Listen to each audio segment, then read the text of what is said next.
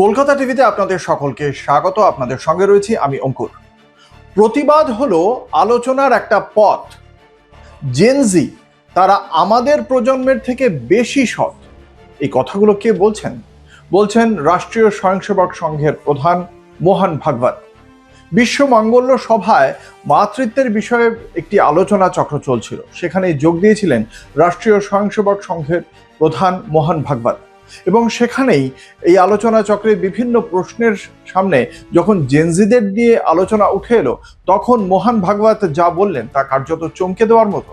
তিনি বলেছেন যে এই জেনজি তারা যে প্রতিবাদ করেছেন সেই প্রতিবাদ করা উচিত নয়, একথা কখনো তিনি বলতে চান না। তিনি বলছেন গণতন্ত্রে বিভিন্ন পদ্ধতি রয়েছে, সেই পদ্ধতি অনুযায়ী জেনজি সেটা করতেই পারত।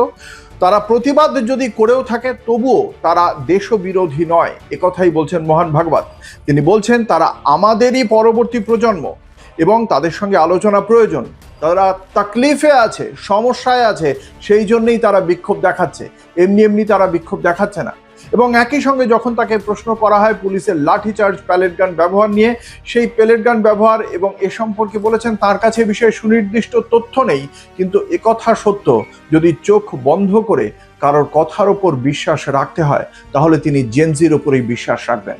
কি বলেছেন মোহন ভাগবত, শোনা দেখুন।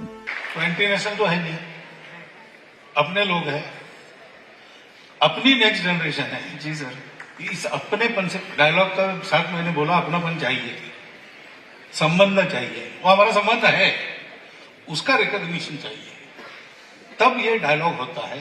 वहां की बात हमको समझ में आती है, हमारी बात वहां समझ में आती है, ये होता है, तो होना चाहिए। और जैन जी वगैरह ऐसी है, ऐसा मैं तो बिल्कुल नहीं मानता।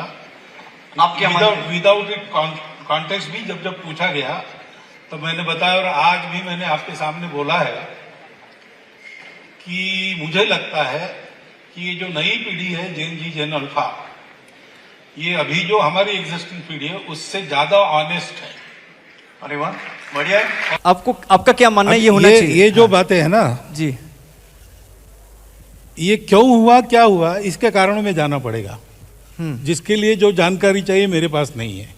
आपके पास भी पूरी नहीं होगी ऐसा मुझे लगता है जी।